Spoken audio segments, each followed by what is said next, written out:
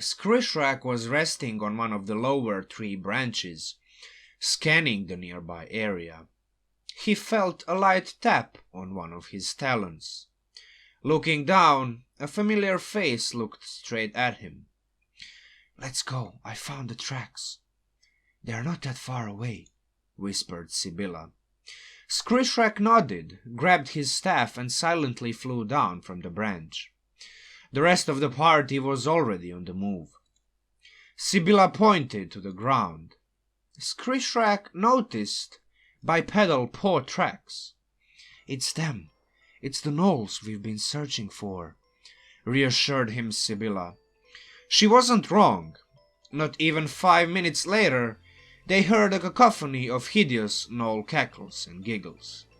As they stealthily approached closer, they came upon a rife gnoll pack that was setting up a primitive temporary camp. In one of the many cages, there were 3 young turtles that were kidnapped the day before. There were also around a dozen other captives of various forest races and species. "I say we slice 'em up before they sniff us out laying over here, eh?" suggested Maktor. "I've got the beast in my sights," mumbled Sibylla. "My arrows are ready for some gnoll blood as well," added Thezamin. Skrishrak nodded in approval. "After you, Maktor." The half-orc didn't need further encouragement. He charged straight into the fray. Skrishrak flew above him, dispersing his poisonous, contagious spores with every blow. While the gnolls could at least poke and slash back at Maktor, Skrishrak would rapidly plummet and strike from the treetops. After that, he would simply fly up again, masterfully evading and deflecting all of the gnolls' spears, swords, and arrows in the process. As if the 2 of them on the front lines weren't enough, bolts and arrows were peppering from the edge of the clearing, decimating the weaker gnolls. The absolute panic and horror caused the remaining gnolls to try and flee. Unfortunately, there was no outrunning Skrishrak. He quickly caught up with the duo fleeing to the north, while the rest of the party mowed down the 3 gnolls fleeing to the east. "Ha! These will be a fine compost for my fungi." Skrishrak wasn't hiding his excitement. "You know, one day you'll go too far with your experiments. I'm not sure if I want to be around when that happens," Thezamin replied. Alright everybody, hopefully you enjoyed this little, well, like a bit shorter than usual intro story. There's a bunch of characters in here which I knew I wouldn't be able to mimic, to act appropriately, so apologies for all of that if that ruined your immersion a little bit. But yeah, I didn't want to make too much of a scenario out of this, seeing how some of my other intro stories went well above 5 minutes. So yeah, hopefully this is like a little bit of like a sneak peek into the particular character that we have at hand today. And yeah, that's about it for the intro story. If you like it so far, as usual, as always, like, share, comment, subscribe, hit the bell button. You know the drill. This is probably not your first YouTube video, so you know what you have to do. So, before we begin with our usual descent into the build madness, I would like to quickly do a shout out to all of my Patreon patrons. So Cory Clausen, Darth Xin, Danger Zone, Gary Course, Matthew Collins, TP Dragon, Albert Kwak, Victor Query, Caleb Ellis, Dustin Berry, J. Panhuis, MATHEUS, RUDY, Simon Pedersen, SuburbanHell, Blaze Reach, Frank Fan, Adar Millz, Shea, Deskin, Gregory, Twarz, and Matthew Ewing. Thank you for your $10 or more pledge to my Patreon page. Without you, I would still release videos, but at least I have some kind of financial motivation behind all of this. So for all of that and even more, Thank you. And all of you other ones who are just watching my videos, commenting, liking, subscribing, and interacting with my channel in any and all meaningful possible ways possible. Obviously, thank you to all of you as well. One more thing before I delve into the build, I would like to just quickly announce something that I've been thinking about lately. So yeah, in my previous video I mentioned the game which I've been DMing for the past half a year for my group of, like, a home group of players that we play once a week, like a home game, just like gathering once a week at a single place and engaging in our escapism and mental gymnastics. So I've been playtesting my setting first and foremost, and also some of my ideas as a DM based on what I've been observing other DMs, recommending other YouTube channels, and so on and so forth, and some of my ideas that I had, just like my ideas of my own. And after about half a year, I'm pretty confident about what I have so far. I mean, the campaign is still not over for my group of home players, but what I have so far, I'm pretty confident I'm ready to start DMing online. I've already been DMing some Adventures League modules lately, but I would like to start DMing my homebrew campaign as well. So for all of you Patreon patrons who have been supporting me thus far, the list right here, I will be releasing a video where I'll be showing you a draw. I will make like a prize draw, and one of you 20 beautiful souls are going to be randomly selected as a winner, and you will be a participant in one of my home games. Other than that, I do have a plan. It's going to be basically a paid campaign, meaning that the barrier of entry will be some kind of financial investment. First and foremost, this will ensure that you will have an absolutely best type of experience possible, as me having me as a DM. Obviously, I will really concentrate on the campaign, and I will make sure that you always have the best version of me possible, if that's even possible. I'm not sure. You can always do better. I'm pretty much confident in that reality. But yeah, I mean, it's going to be something like that. I'm still not certain about the very nitty-gritty details, but yeah, one of you 20 who have been supporting me so far is going to be randomly selected. On top of that, I will organize some kind of maybe like a first week discount for anybody who is interested right away in jumping in my campaign. Maybe trying some of my builds that I have on this channel. I would be thrilled to have some of you try some of my builds. Because yeah, that will actually enable me to do some even more ridiculous stuff as a DM without fearing of a total party kill. So yeah, I don't want to go too much deeper into that. I would like to just quickly go over the build that we have on our hands here. So yeah, basically I named it Sporefist.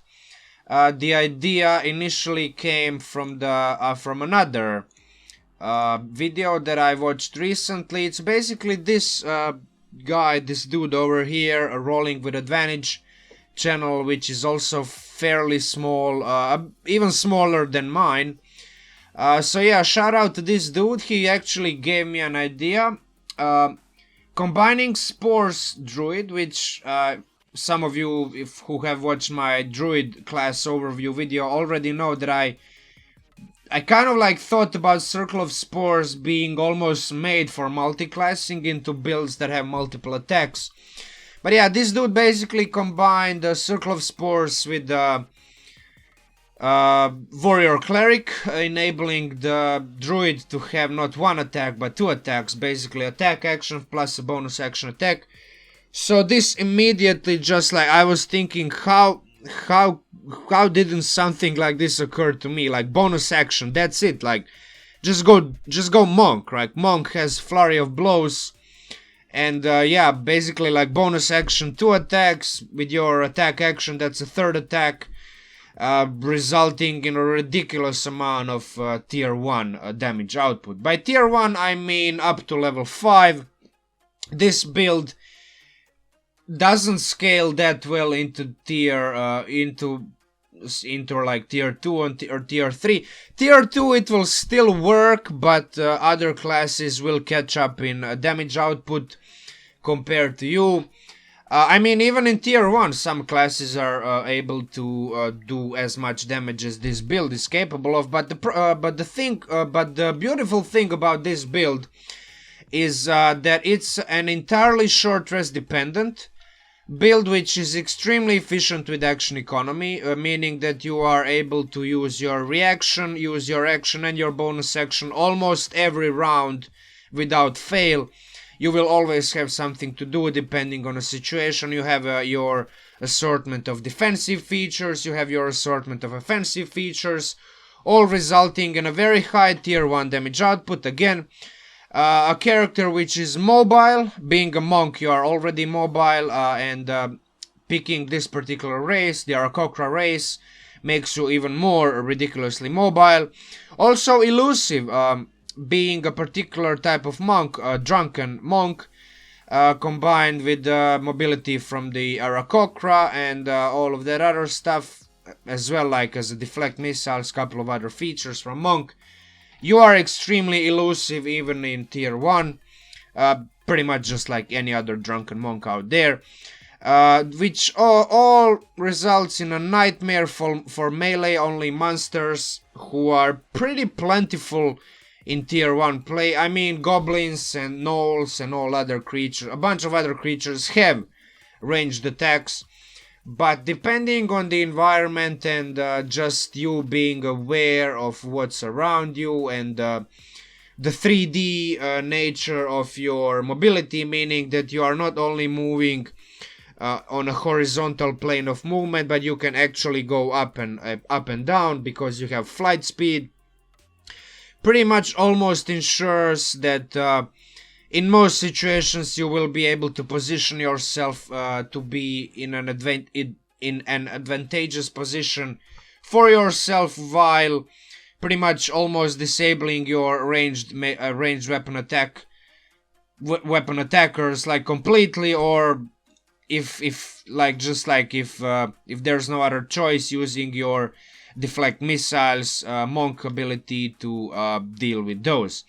Also, being a monk druid has like a distinct mechanical and role-playing flavor. I did name it a Sporefist because Spores druid, having all of those like fungi, and virulent, contagious, like poisonous features, even necrotic ones, just like it has that aura of being a very martially oriented character that imbues his martial capabilities with some kind of, I mean, biological weapons, obviously, like fungi, bacteria, and viruses, all resulting in poisonous necrotic damage.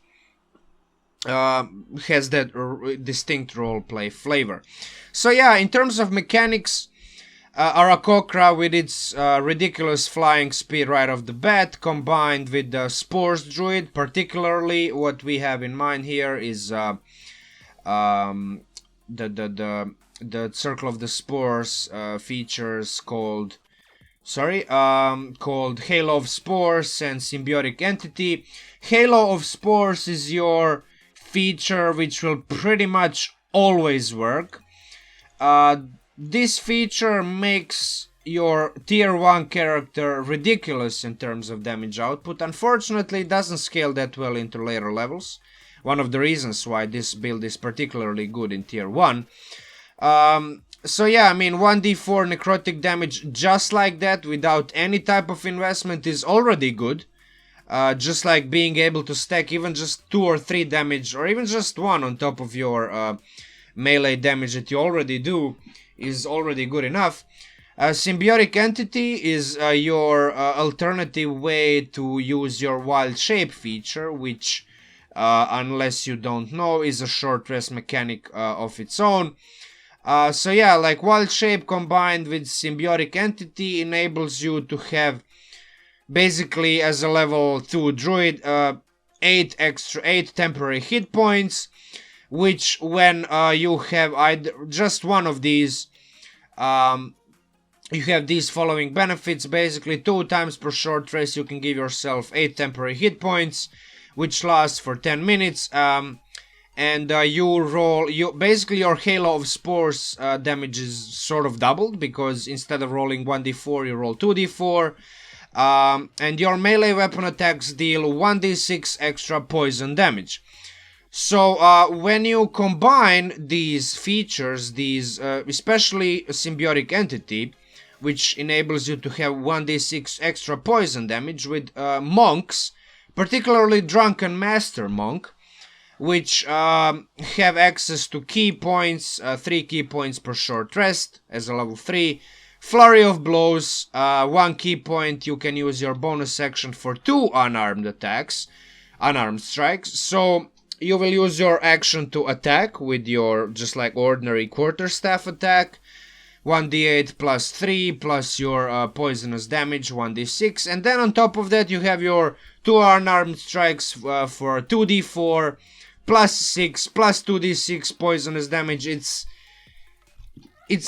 crazy. Like, the damage output that you can output consistently is very, very high. Not the highest. You are not a Noah damage builder, meaning that some other particular builds out there can do even more damage than you in a single round.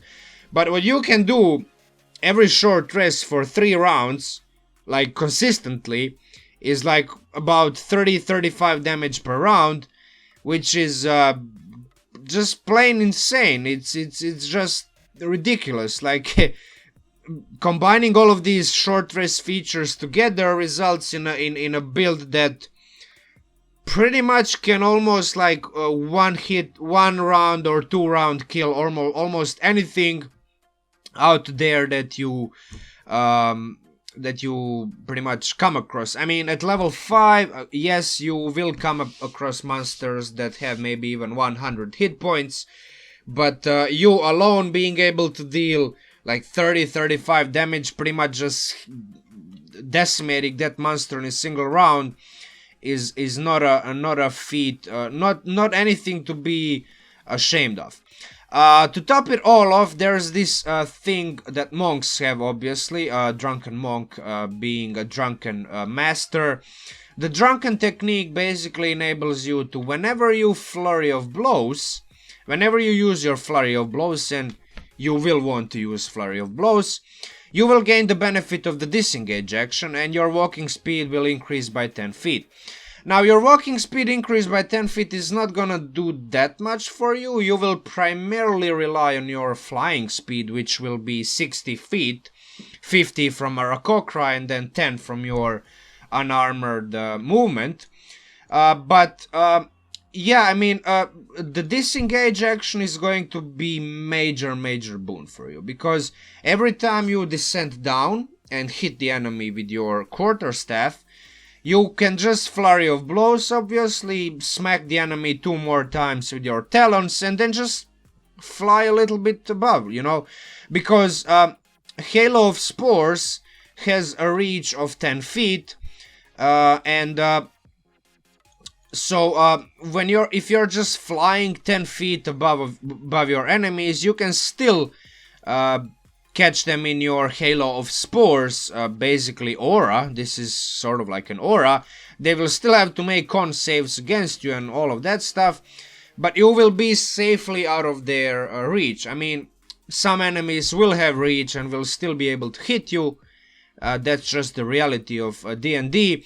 But overall, like, most creatures that you come across will have only 5 feet reach, and therefore unable to hit you if they are melee. And if they are ranged, you still have your deflect missiles, as a reaction, basically enabling you to combine your defensive and offensive features in a very compact build that can be very defensive if it needs to be, and if it needs to be very offensive, it can do that as well.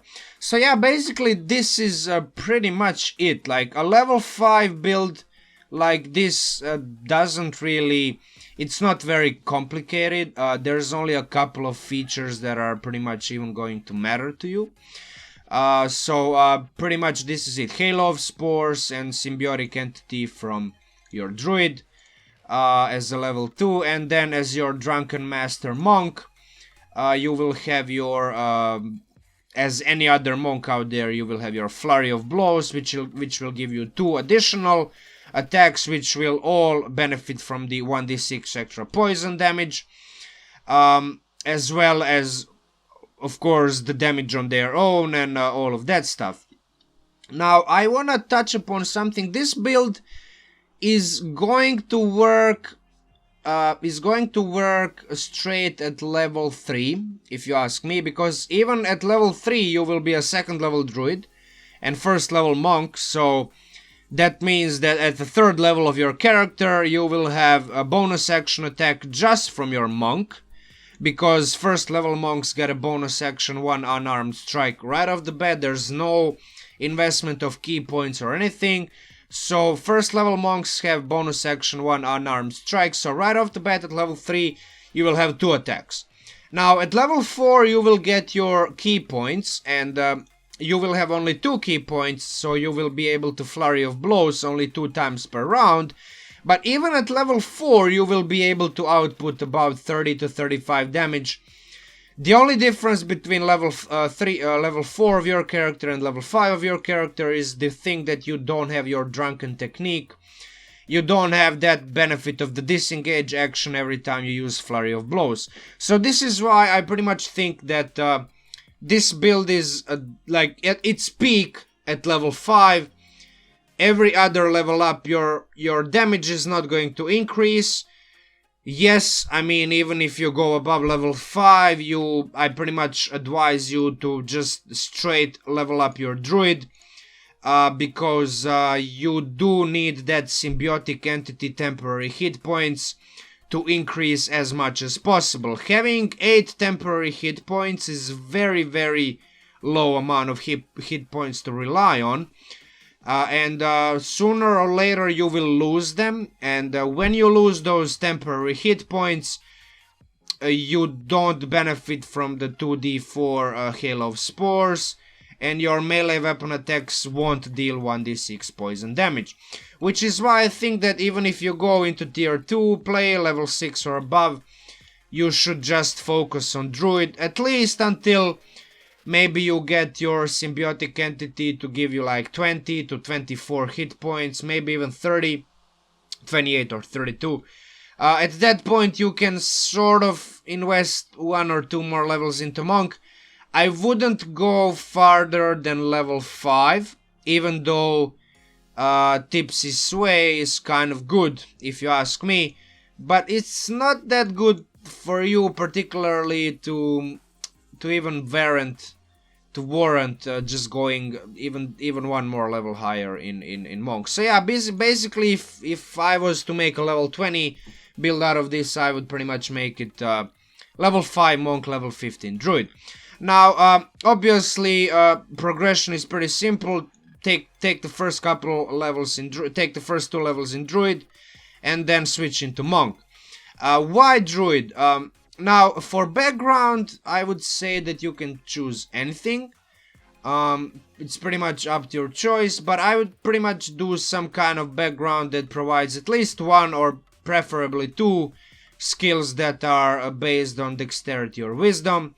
So, your smuggler, your bandit, your, I don't know, insurgent, pretty much all of these Curse of Strahd backgrounds, if you can modify them, if you can just like base your background off of these, or maybe even secret identity. I mean, Urchin would work. I don't think Urban Bounty Hunter works well with Aarakocra, at least thematically it doesn't. But yeah, any kind of background which provides you with at least one 1 or 2 dexterity or wisdom skills. Based on that, if you take the background which doesn't have perception, for example smuggler, which provides you with the perception skill, I pretty much think that that's very good reason to start as a druid. You will get your starting features, of one of the most important ones being the ability to take perception as one of your skill proficiencies. Monks don't get perception on their list of skill proficiencies, and if you've been playing D&D for any amount of time, you know how perception is very important. So yeah, for that reason I would say starting as a druid makes sense. We went over these other features already. The only other thing the only other couple features that I would like to briefly mention are unarmored defense. Obviously, you will want to take your dex and wisdom to 16, maybe even higher, to get your unarmored defense. Your AC is going to be pretty much 16. Martial arts, already mentioned. Right off the bat, at the first level of your monk, you will get your bonus action attack. Key points every level up of your monk. Like second level monk has 2 key points, third level monk has 3, so on and so forth. Flurry of blows is your most important feature that you get with key points. You will pretty much at least you will want to focus on flurry of blows for your damage output. But even if you can't do damage for whatever reason, you still have your patient defense for dodge action or step of the wind for disengage or dash. Deflect missiles is going to be let's not skip ahead. Unarmored movement, obviously 10 more movement speed. Your speed increases by 10 feet on top of your already very fast 50 feet flying speed from your Aarakocra. Very, very good. Deflect missiles, your reactionary. This is your reaction. If you get, if a lot of ranged attacks start targeting you, you will want to deflect missiles as much as possible. Your symbiotic entity providing you with only 8 temporary hit points is very, very, those temporary hit points matter to you more than dealing 2d4 necrotic damage in case you get targeted by a lot of ranged weapon attacks. Finally, Ewing the Drunken Master, already covered that. You get some ribbon features that you will be able to flesh out your character maybe around a little bit more. So yeah, that's about it. In terms of spells, druid spells, I would take Absorb Elements, which is your reaction, which would be able to allow you to have the elemental damage. One additional reactionary attack against damage types that are not ranged weapon attacks, but just like some kind of fire, lightning, cold, or whatever. Fairy Fire is going to provide you advantage on attack rolls, also debuff the invisible creatures that are trying to move around and about you. Long Strider and Jump accentuate and improve your already ridiculous mobility. And I would also consider taking Healing Word or Cure Wounds or Goodberry as your healing spells. It's always good to have at least one of these prepared, just in case your cleric or some other primary healer in party goes down. So yeah, that's about it. In terms of point buy, I would definitely say that you need at least 16 in wisdom and dexterity. Your remaining 4 points you can distribute as to your liking. Some of the choices are going to also rely on the background. For example, if you take, I don't know, let's just say that maybe you take Secret Identity for whatever reason, or maybe, I don't know, let's see what type of insight background. So yeah, I mean, maybe if you take Flan Refugee or whatever, you can take your Athletics. Oh, well, I have a game about to start, so I have to hurry. So yeah, I mean, Athletics or Insight, you would obviously maybe bump your Strength or something like that. You can even go like this. You can bump your Dex and Constitution to odd numbers, which would enable you to, as soon as you get your ability score increase, you can put one into dexterity and one into constitution, basically bumping your modifiers for both of your con and dex +1, which would give you more hit points and increase your dexterity, which is always good, right? Let me just briefly go back to the build here. This is something of sorts that you can have at level 5. So 16 in dex and 16 in wisdom is your minimum, I would say. I kind of didn't min-max a lot with this. I put 10 in intelligence and 10 in charisma. For the purpose of, I mean, you get performance proficiency with your Drunken Monk. Just like this is your bonus proficiency. And I also picked up Smuggler, which, I mean, Smuggler enables you to get your dex and wisdom skills. But yeah, I mean, for that reason, I mean, you can even do this if you want. It's not entirely unreasonable to put a little bit more into charisma if you just want to bump your performance for whatever reason, right? So yeah, you have 3 spell slots from Druid. Your quarterstaff, your unarmed strike are pretty much basic. Decent hit points, temporary hit points from the symbiotic entity. 35 walking speed, 60 flying speed, +3 to initiative, 16 armor class from your unarmored defense, which uses your both wisdom and dex modifiers. So yeah, ideally you would want to find yourself in a situation where you activate your symbiotic entity before rolling for initiative. You always have to remember, symbiotic entity lasts for 10 minutes.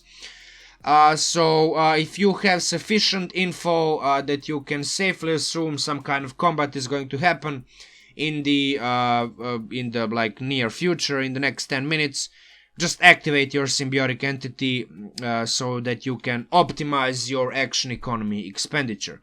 So yeah, through rounds 1 to 3, you will have your attack action, your bonus action, flurry of blows, for a total around 34 damage per round. And even after you spend all of your key points on flurry of blows, you would still have your bonus action attack from just your martial arts monk level 1 feature, which would average around 25 damage per round.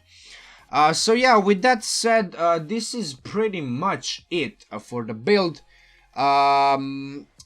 Shorter video this time. Luckily this is only a level 5 build, so not much to talk about. Pretty much this is it.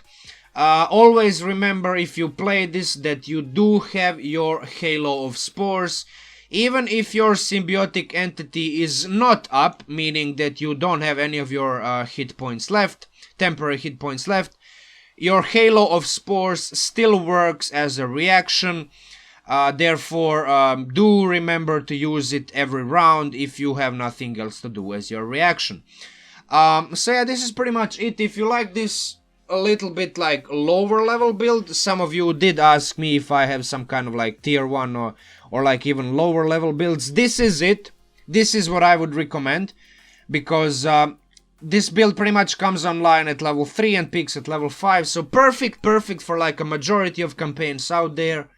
So yeah, like, share, comment, subscribe, hit the bell button if you liked this build. And yeah, that's about it. Talk to you soon.